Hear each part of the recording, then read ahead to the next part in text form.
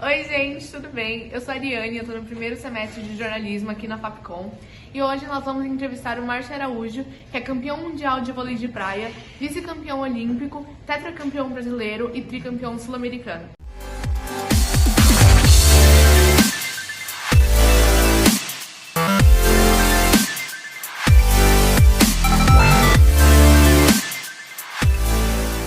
A primeira pergunta é: em que momento você percebeu que queria ser um jogador de vôlei?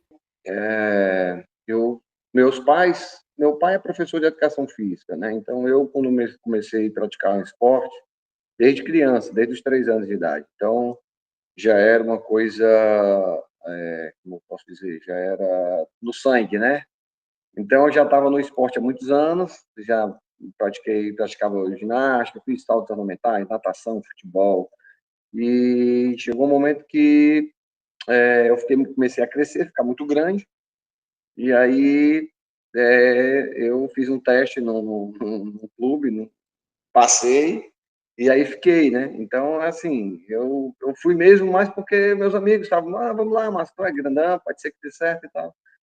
E acabou que dando certo. Mas eu já tinha 16 anos, eu não era já é velho para jogar vôlei, né? 16 anos você já tá.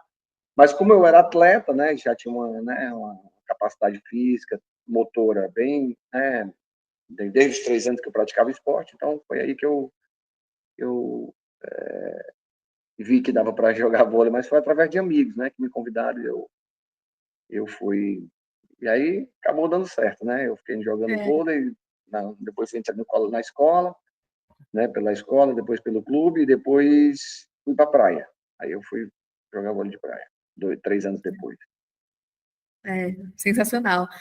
Você pode nos contar sobre o dia a dia de um jogador de vôlei de praia? Olha, Ariane, agora eu estou como treinador, né? Eu me aposentei como jogador, eu estou como treinador. A rotina ela é a mesma, né? Ela é uma rotina de atleta de alto rendimento, é uma rotina muito sacrificante, né? Você tem aí em média de 2 a 3 treinos por dia. E então você começa de manhã, né? Normalmente meu horário de treinamento, né? Eu vou falar por mim, né? Porque tem gente que muda os horários às vezes dependendo da disponibilidade de cada pessoa.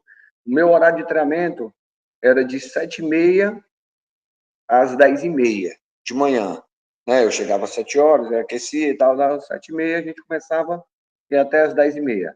Depois ia para casa, descansava, né? Tomava aquele banho e tal, almoçava e depois ia para a academia às 3 da tarde. Dava uma descansadinha, 3 da tarde ia para a academia, ficava até às 4h30, mais ou menos, na academia, e depois descia para a praia para fazer a preparação física com bola também. Ia mais ou menos até umas 6h30, mais ou menos. Então, a média de 6 a 7 horas de treino por dia, todos os dias, com atleta de alto rendimento. Quando você vai para um projeto que é olímpico, que é um ciclo olímpico, né, que a gente chama de macrociclo, né, um ciclo de 4 anos, aí é outra história. Aí já envolve mais treinamento, mais preparação física, mais acompanhamento médico, psicológico, né, treinamento, eu fazia muita fisioterapia preventiva, né? Fisioterapia preventiva é quando você vai cuidar antes de se machucar, que Sim. é fazer alongamento, fazer, né, uma soltura de musculatura, aquela coisa toda, quiropraxia. Então, era um trabalho em cima desse. Aí a gente está falando de 8 horas, mais ou menos, de 8 horas de treino normal.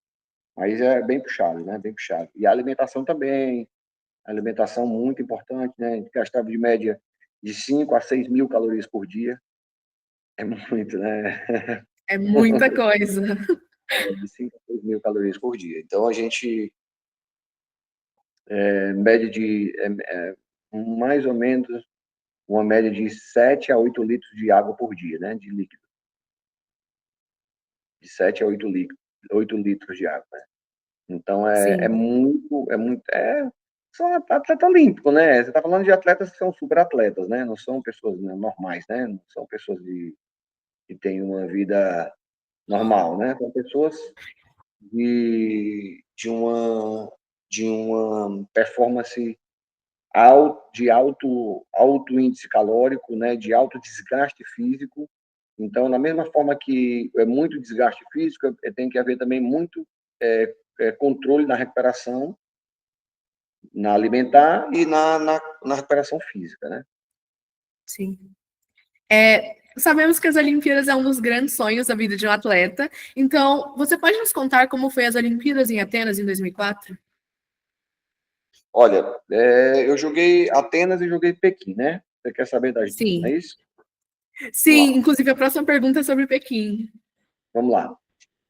Atenas foi uma Olimpíada, posso dizer, foi um misto de sentimentos, né? Foi uma emoção muito grande poder representar o Brasil nos Jogos Olímpicos e logo na Grécia, né? No berço da civilização e naquele lugar que é incrível, foi assim, foi histórico. E muito decepcionante porque nós ficamos nas oitavas de final e a gente era um dos favoritos a brigar por uma medalha, né? E não conquistamos essa medalha. O Brasil veio com o ouro, com o Ricardo Manuel, e com a prata, com a Cheia da Adriana no feminino. Então, assim, nós voltamos bem com o Brasil, mas eu fiquei muito decepcionado porque achava que podia representar o Brasil. Mas naquele momento, eu tomei aquele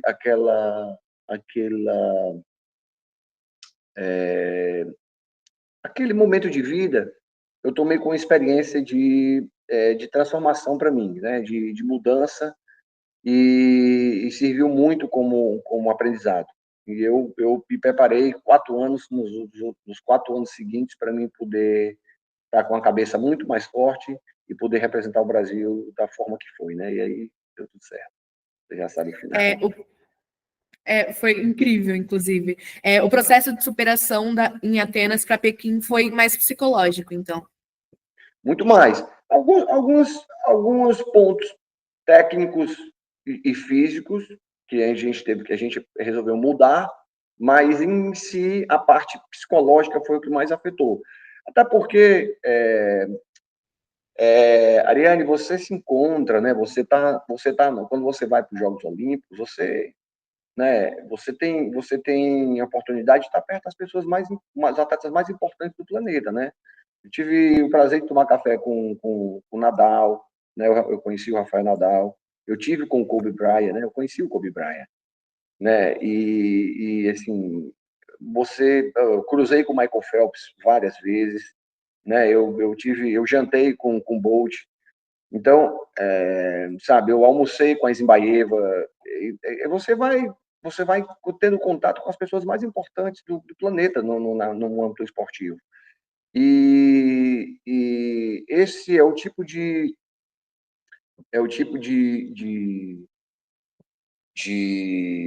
sentimento que pode te ajudar, mas também pode te prejudicar. Eu senti muito isso na Olimpíada de Atenas, né? Você estava meio assim, aí você tem que se sentir pertencente naquele lugar. Quando você se sente pertencente naquele lugar, você se vê mais, eu posso dizer, mais. Você se sente mais em casa. Quando eu cheguei na minha segunda Olimpíada, eu já tinha um contato com os brasileiros, né? O Robert Scheid, que já era campeão olímpico, era nosso parceiro, estava com ele lá, e conversava com o Guga, né? Com outros atletas da seleção brasileira de vôlei, apesar de já ser amigo dos atletas de vôlei, mas você começa a se enturmar mais. Você está numa segunda Olimpíada, você está em casa, você está vendo, você está com seus amigos ali. E isso foi muito importante na minha postura dentro dos Jogos Olímpicos em Pequim.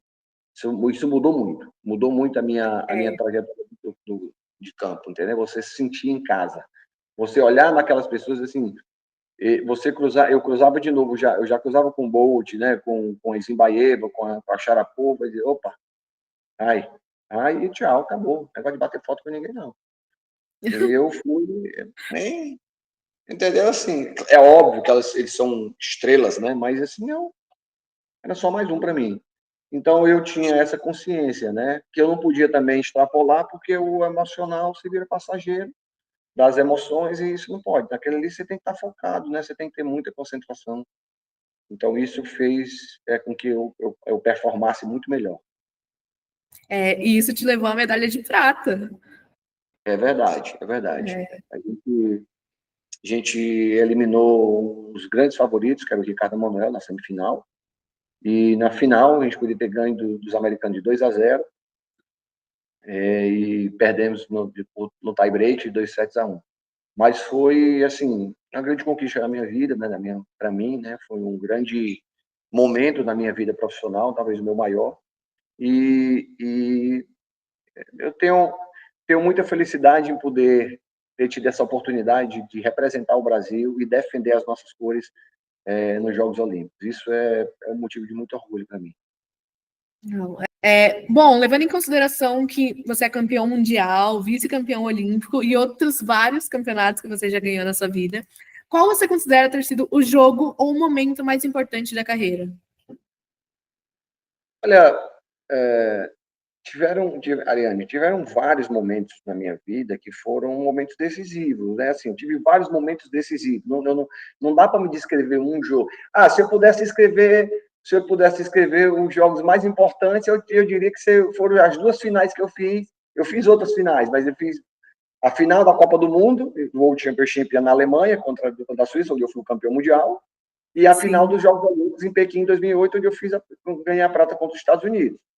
Foram os jogos mais difíceis, não foram os mais difíceis, mas foram os mais importantes, né? Eu fiz também a final da Copa do Mundo em 2011 com o Ricardo, era o Ricardo e a dupla era o Alisson e o Emanuel. Depois que a gente separou, eu e o Fábio, o Ricardo e o Emanuel, eu fui jogar com o Ricardo. Nós fizemos a final da Copa do Mundo em Roma, no Foro Itálico, né? Perto do Coliseu. Quer dizer, é um lugar incrível, 22 mil pessoas, a arena cheia, porque é no estádio de tênis, lotado, aquela sensação. Foi um momento muito fantástico também. Eu fiquei muito emocionado naquele momento. Mas, assim, tiveram vários jogos. Eu posso citar um jogo que foi determinante. Ele foi importante porque ele foi determinante para os Jogos Olímpicos de Pequim. Foi na etapa do circuito mundial, em Marsella, na França, contra a outra dupla do Brasil, Pedro e o Arley, que estavam disputando com a gente a segunda vaga. Porque o Ricardo e o Manuel já estavam classificados, nós estávamos em segundo e eles estavam em terceiro. E ali a gente brigava por essa segunda. Eles estavam brigando com a gente pela segunda vaga. E nós ganhamos esse jogo na semifinal contra eles. A gente tinha perdido dentro da classificatória com eles. Fomos para a repescagem, demos a volta na repescagem, chegamos na semifinal, cruzamos com a dupla do Brasil, e aí nós ganhamos de 2-0 e passamos para a final e classificamos para os Jogos Olímpicos. Ali nós martelamos a nossa classificação para os Jogos Olímpicos de Pequim, onde aí nós ganhamos a etapa, ganhamos a final contra a China, e foi assim muito emocionante aquele momento, né? Foi um Uma momento espécie de virada de decisivo, chave. foi uma virada de chave. Então, a etapa de Marsella, essa semifinal de Marsella, a final da Copa do Mundo em Berlim, em 2005, onde a gente ganhou, a final das Olimpíadas. Mas tiveram muitos outros jogos, né? Muitos outros jogos foram decisivos, né? Eu tive vários jogos, né? Mas esses são os jogos assim emblemáticos, né? Com certeza. Muito bons, inclusive. Em 2018, você participou do Circuito Mundial de Vôlei na Neve, na Áustria. Como foi essa experiência e quais foram os maiores desafios na adaptação? Porque é uma diferença, né? Praia, neve. Tu foi buscar longe agora, né? É. É verdade. Foi uma competição, a Federação Internacional, a FIVB, ela fez um modelo de campeonato que eles estão tentando levar para os Jogos Olímpicos de Inverno, que é o vôlei na neve. Eles não têm esporte com bola, né? A neve, eu acho que eles não têm, acredito que não tem esporte com bola, as Olimpíadas de Inverno. Só tem esqui, essas coisas assim. Acho que não tem com bola. E essa seria a primeira. Eles estavam com o modelo de fazer essa competição. Eu fui convidado para representar a seleção brasileira, eu, o Giba, o filho do Carlão e o filho do Ricardo. E nós ficamos em quinto lugar nessa etapa, nesse campeonato, eram 10 países. Nós ficamos em quinto, perdemos para a Itália na semifinal. E na outra etapa nós ficamos em quinto também, perdemos para a Áustria, que são conhecidos, né? Eles já jogam na neve, lá, porque eles têm neve toda hora, todo ano. Então, o que acontece? Você tem que jogar de chuteira de futebol, porque a neve ela escorrega demais, e a chuteira te ajuda a te dar aquela aderência. Mas o grande problema para a gente foi o frio, né? Eu sou de Fortaleza, né? Você imagina. Sim. Então, você jogar com a temperatura menos 14, né? Nossa. E foi menos 14. Aí a luva, né? Jogava com luva e tudo, mas aí teve uma hora que a gente teve um momento lá que tava assim, teve um tempo lá e eu saí correndo, corri pro banheiro, liguei o chuveiro da água quente eu tirei as luvas e coloquei a mão dentro, porque eu não tava mais sentindo meus dedos. E aí eu coloquei a mão, a água fervendo, eu não tava nem sentindo a água, a fervendo, a água quente. Aí eu botei a mão lá, aí foi quando eu comecei a sentir meus dedos de novo, coloquei a luva, voltei, coloquei um creme na mão lá, botei a luva de novo, fui pro jogo. Mas é interessante. Foi muito legal e eu acho que vai pegar, viu? Eu acho que essas próximas Olimpíadas, se não me engano, é ano que vem, em Pequim, 2026, as Olimpíadas de inverno. Eu acho que é Pequim, não tenho certeza. Mas é ano que vem, a Olimpíada, depois você pode aí, você dá um Google aí, você Sim. olha que eles estão querendo levar como. Ele já teve a exibição e eles estão querendo levar agora como modalidade olímpica de inverno. Sim. Mas foi muito Tudo divertido. Foi bem. muito... E foi um ótimo resultado, né? Considerando que o Brasil é um país tropical, chegar em quinto lugar em vôlei na neve é um ótimo resultado. Foi um bom resultado. Foi um bom resultado. Foi um ótimo Sim. resultado. Em algum momento você pensou em desistir do esporte? E se sim, o que te fez mudar de ideia? Eu acho que foi, eu devo ter querido desistir umas 300 mil vezes. Toda partida que eu perdi, eu queria desistir. Mas Natural. eu entendia que só existia uma possibilidade de eu desistir. É desistir de fracassar. Eu não podia pensar, eu podia pensar em desistir, mas eu não podia desistir. Então, na minha cabeça, era sempre, eu tinha, a minha sorte de bênção foi ter pessoas ao meu lado que me colocaram sempre, né, em condições de acreditar nos meus sonhos, né? De poder realizar esses grandes desafios através da persistência, né? Eu acho que a diferença entre um atleta de alto rendimento, de atletas que são performers, que têm uma grande performance, que conseguem chegar esses grandes nomes do mundo, né, mundial, do esporte, é porque eles conseguem se superar na grande dificuldade da vida, porque o esporte te traz muitas decepções e muitas alegrias. E eles conseguem tirar a derrota como um aprendizado, entendeu? Então, todos as dificuldades que eu tinha na vida, todos os problemas, eu não colocava como uma ameaça, eu tinha aquilo como um desafio. Quero ver se eu não vou conseguir, eu quero ver se na próxima. Então, na minha cabeça, foi o que aconteceu comigo. Em Atenas, eu tive uma decepção, foi o nono lugar. Nono lugar, para muitos outros países, é um grande resultado, mas para nós brasileiros, não é. Especialmente no voleibol de praia, quando você vai como favorito uma medalha. E, naquele momento, eu aprendi. Eu não perdi. Eu aprendi e aquilo ali trouxe para mim um resultado na Olimpíada seguinte, que foi Pequim. Então, foi uma forma de superar. Então, eu consegui entender isso. Por exemplo, a gente tem um exemplo do próprio Diego Hipólito, né? Teve duas derrotas consecutivas, né, nas Olimpíadas, foi em Pequim, inclusive estava com ele, não, Pequim e Londres. E depois no Rio ele conseguiu a prata. Então, quer dizer, como é que eu posso dizer? É uma forma de você entender que as derrotas elas fazem parte do processo, te tornam mais fortes, te tornam com mais a cabeça fica mais forte para superar as grandes dificuldades. O atleta que tem essa consciência e consegue externar isso e transformar toda essa energia em energia positiva, com certeza, você consegue se superar nos próximos obstáculos. Então, eu tive muitos momentos, passou na minha cabeça, mas esses momentos vinham e depois eles iam embora, porque eu não alimentava ele, a planta morre, né? Se você alimenta Com aquele certeza. pensamento, então eu não alimentava esse sentimento. Era um pensamento se tornava um sentimento, e esse sentimento ele morria. Porque eu dizia, não, mais uma vez, vamos lá, vamos lá, vamos lá. E aí, vieram mais, graças a Deus, eu tive mais vitórias do que derrota, né? Então, isso me dá mais essa, eu tenho mais, eu tenho gratidão por mim mesmo, por Deus, né? Mas por mim mesmo, por não ter desistido e por essas pessoas que me ajudaram. E quantas vitórias, né? Mais de 1.600 na carreira, se eu estou correta? Isso, mais de Muitas 1.600. vitórias. Rapaz, Sim, você é um vídeo mesmo, espetacular. né?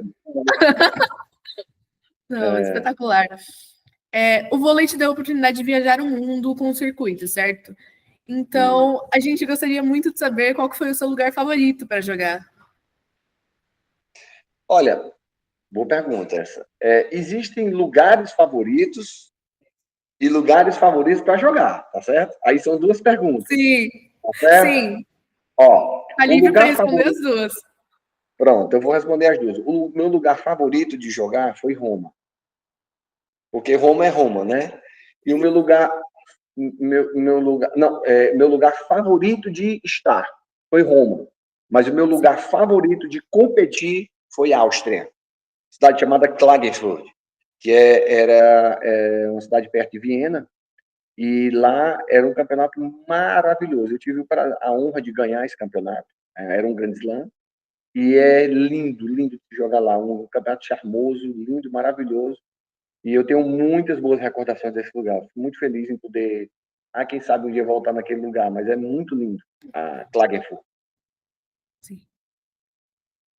O Brasil é um grande expoente no que diz respeito ao vôlei de praia, tendo revelado nomes como o Bruno Schmidt, a Jaqueline Silva, o Alisson Cerutti, a Ana Patrícia Duda Lisboa, né, que foram medalhistas nas últimas Olimpíadas, e, além de, claro, Márcio Araújo. Então, como você explica a relação do nosso país com o vôlei de praia? Olha, Ariane, é muito fácil, né? A gente entende que o voleibol, eu não considero, eu digo que o voleibol é o esporte, é o primeiro esporte do Brasil, porque o futebol é uma religião, né? Então a gente coloca o voleibol como principal esporte, obviamente depois do futebol, por conta da quantidade de pessoas que praticam, né? Se não me engano, eu acho que são 40 milhões de pessoas que praticam voleibol no Brasil. 40 ou 45 milhões. É muita gente. É muita gente. É muita gente. Então, eu acho que isso já mostra que é um esporte massificado. Então, quando você tem uma costa, um litoral, num país tropical, uma costa de, sei lá, quantos mil quilômetros, né? Eu acho que são mais, eu não tenho ideia, não sei se é 13 mil quilômetros, eu não tenho ideia de Acho que por quantos, aí. 9 mil quilômetros, 13 mil, é alguma coisa, perto de 10 mil, é acima de 10 mil, não sei. Mas é gigantesca a nossa costa. Né? Não estou falando lá da Amazônia, estou falando a partir do Pará. Sim. Né? Então, eu acredito que a gente tem, com muitas praias, com muitos praticantes, a chance de ter grandes atletas é muito, muito maior do que em outros países. Então, o Brasil ele é conhecido por conta dessa prática. A outra coisa muito importante, pelo voleibol indoor, que muitos atletas vêm da seleção, nos clubes. A gente tem um campeonato nacional muito forte, que é o Circuito Banco do Brasil, você deve conhecer, Sim. obviamente. E a gente tem a Superliga de voleibol indoor. Então, são duas competições de mais alto nível que o Brasil tem. Então, desde a categoria de base, você vai tendo competições nesse nível que vai te dando suporte para quando você chegar num circuito Banco do Brasil, você já está pronto para jogar um circuito mundial, que você já está pronto para brigar pela vaga olímpica. Como a vaga é tão difícil para o Brasil, porque só classificam 2 por país, e você tem que estar entre os 18 do ranking mundial. E desses 18 do ranking mundial, o Brasil tem uma briga interna dentro dos 18. Tem sempre dentro dos 18, tem 3, 4 duplas do Brasil brigando. Então, se você ficar em 18 no ranking mundial, você não está na Olimpíada, porque com certeza vai ter alguém do Brasil que está entre os 7, 8, 5.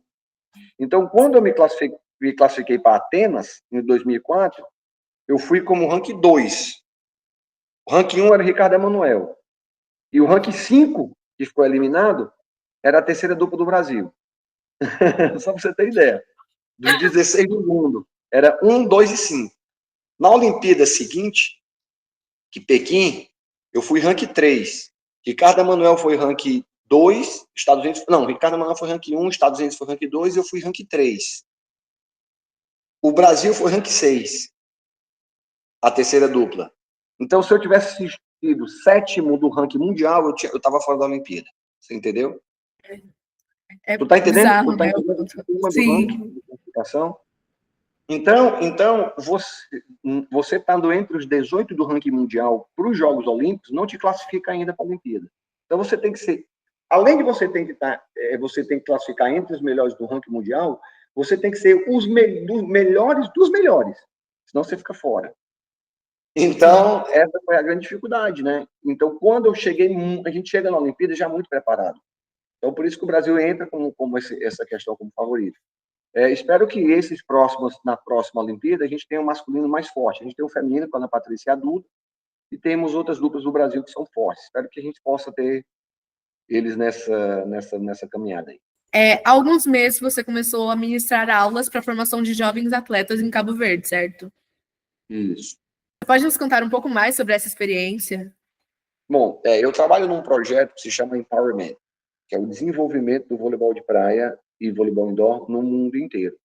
Hoje eu moro aqui, Cabo Verde, é meu segundo ano, e eu desenvolvo esse projeto de atletas, categorias de base até o sênior, né? Até adulto, desenvolvendo e transformando eles, colocando a nossa filosofia brasileira, mostrando para eles a forma de trabalho e tudo mais.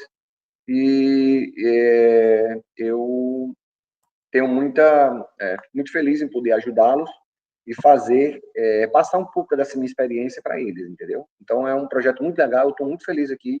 Cabo Verde é um país que fala português, então eu não tenho dificuldade nenhuma com a língua, e isso é legal, muito legal. E é lindo aqui é lindo. Eu vi fotos, né? Eu tive a oportunidade de ver só por fotos e é lindo, realmente. Uhum. Em 2022, você esteve em Cochabamba, eu não sei se eu estou pronunciando certo, mas é na Bolívia, para assumir o cargo de treinador-chefe da Federação Internacional de Vôlei. Então, qual que foi a sensação de estar do outro lado do campo?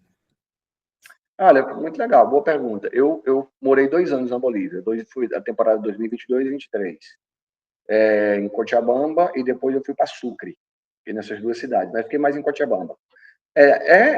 Como eu te falei, né? É um novo estágio, né? Eu já era treinador no Brasil e assumi essa função e fiquei muito feliz em poder passar os meus conhecimentos, né? Porque foi um novo caminho, uma nova caminhada para mim, uma nova aprendizado, de passar os meus conhecimentos como atleta, agora como treinador.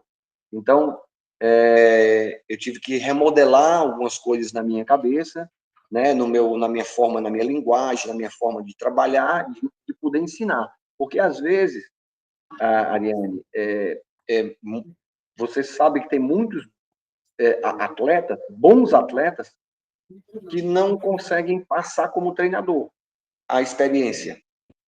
Isso não quer dizer que ele não é capaz. É que, às vezes, a parte didática e teórica tem que ser aplicada junto com a parte técnica, com a parte prática. E, graças a Deus, eu sou professor também, né? Sou professor de educação física e tive essa formação na faculdade e eu aprendi a trabalhar isso junto com a minha experiência como jogador. Então, é mais fácil para quem é professor que já jogou. Para o professor que já jogou, é mais fácil ensinar de quem só é professor. Então, eu consegui me adequar nos 2 pontos. Então, isso foi um ponto positivo, que eu tive que entender como é. Agora, para mim, é mais fácil, né? Entender a cabeça do jogador, porque eu fui atleta a vida inteira, então eu sei como é que ele pensa. E poder passar isso como treinador. Então, está sendo uma experiência muito rica para mim. É muito legal, inclusive, ver essa parte. Você passou mais de 20 anos da sua vida jogando vôlei profissionalmente. E em 2016, em entrevista ao Globo Esporte do Ceará, você comentou sobre o processo de recuperação entre uma competição e outra que estava ficando um pouco mais longo com o passar do tempo. Foi por esse motivo que você decidiu que era hora de se aposentar das competições? Isso, porque não tem para onde correr, a idade chega para todo mundo, né? E eu já estava com mais de 40 anos, e era a gente chama de recuperação das mitocôndrias, né? A minha recuperação estava sendo mais lenta. É normal eu, com 40 anos, demorar mais me recuperar um jogador de 20 anos, 22, 23 anos. Sim. Era com quem eu estava competindo. Tinha jogadores de 30, 35, 37, 39, 32, 25, 24. Então, o meu desgaste... E eu fui campeão brasileiro, o meu quarto título de campeonato brasileiro foi com 40 anos. O meu desgaste era muito grande, né? Então a minha recuperação também era muito, muito sacrificante. Foi chegando a um ponto que meu corpo já estava... Então, como eu sou um atleta que sempre gostei, fui um atleta que sempre gostei de ganhar, sempre gostei de estar nas cabeças, sempre gostei de estar em primeiro do ranking, eu decidi parar no topo, né? Eu acho que eu parei esse ano, 2016, eu me aposentei acho que foi em quinto ou foi sexto do ranking. Quarto ou foi quinto do ranking aí, por aí. Eu terminei na cabeça. E aí depois parei de jogar e voltei mais um ano. Joguei em 2018, parei 2 anos, aí em 2018 eu joguei mais uma temporada. E aí eu parei de vez. E aí foi onde eu fui comecei a trabalhar com a Federação Internacional, foi onde eu fui para o gelo, aquela coisa toda. Mas aí já tava mais fazendo jogos de exibição, né? Então, realmente, o desgaste físico é muito grande, o sol é muito forte. E depois eu fico imaginando, quando eu estou ali dando treino para as meninas aqui, né, e tal, o sol bravo também, aí eu digo, rapaz, como é que eu aguentava esse calor jogando? O sol me mata aqui, eu morro com esse sol, né? Então, chega numa idade que você tem que respeitar seu corpo. Então, foi aí que eu entendi. Por isso que eu resolvi parar. Bom, e a última pergunta, que eu não sei bem se é uma pergunta, mas você tem alguma dica para dar para essa nova geração que sonha em ser atleta, sonha em ser jogador de vôlei? Olha, eu sempre falo, nas minhas palestras, né, que eu acho que a gente tem que estar perto de pessoas que nos coloquem perto dos nossos sonhos, né? Eu tive a honra e a sorte de bênção de ter sido treinado pelos grandes professores, grandes treinadores do Brasil e do mundo, né? Então eu tive o prazer de estar sempre exigido por grandes pessoas. Então, o que é que eu digo para essa nova geração? Elas Porque normalmente os atletas que começam a competir, eles sempre têm uma referência. Olhem para aquelas pessoas, aqueles espelhos que você tem como atleta e vejam a história deles. E daí você começa a analisar os pontos que foram determinantes para que ele chegasse naquele um sucesso. O primeiro ponto que eu acho, o mais importante, para mim é o mais importante, é a força mental de superar as dificuldades todos os dias. É o chamado não desistir. Mas não é a forma de, não é simplesmente você fala, não tem que desistir. Isso é muito clichê. Não desistir. É você ter força mental e entender que é necessário passar pelo processo e suportar o processo para um dia você ter resultado. Porque não te garante que você fizer tudo certo, vai dar certo. Te garante que se você não fizer, você não vai dar certo. Então você tem uma possibilidade de dar certo se você fizer tudo certo.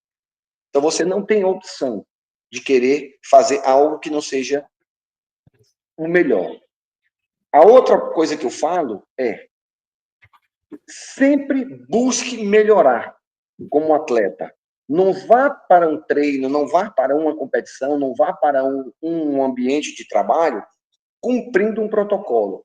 Todo dia tente melhorar, ainda que seja 1%. O que depender de mim, eu vou fazer. Se eu chegar meia hora mais cedo, depende de mim ou não? Depende, né? Se eu ficar mais meia hora depois, depende de mim ou não depende? Pronto. É isso que eu estou falando. Então, é mais, um pouco mais, um pouco mais, é um pouco mais. Se eu melhorar 1% por dia, chegar na sexta-feira já são 5, né? 5% é muita coisa, não é? Sim, Então, com certeza. se você tem essa consciência de todo dia querer melhorar um pouquinho, a sua chance aumenta muito. Então, é isso que eu sempre digo para os jovens, né? Acreditar nos seus sonhos, estar perto de pessoas que te levem para esse sonho, procurar todos os dias ter força mental para superar as grandes dificuldades e treinar como se fosse competição. Isso talvez seja o segredo do sucesso. Os grandes atletas, todos eles, se você mapear esses grandes atletas, todos eles passaram por esse processo muito parecido. É um processo muito parecido. Persistência, tentar controlar as pessoas, né? Fazendo o máximo todo dia. Respondido? É um processo, né? Sim, muito obrigada. Bom, em nome de todo o grupo, eu queria te agradecer imensamente por ter topado a entrevista com a gente, pelo seu tempo disponibilizado. Muito obrigada de verdade por toda a ajuda e colaboração com esse trabalho. É muito importante para a gente. É a nossa primeira entrevista, então a gente agradece muito pela oportunidade. E estar te entrevistando com toda a sua carreira, com toda a sua história de vida, é uma coisa muito importante para a gente. Então, muito obrigada. Imagina, é um prazer. Espero que eu possa ter ajudado vocês aí no trabalho de vocês, tá bom?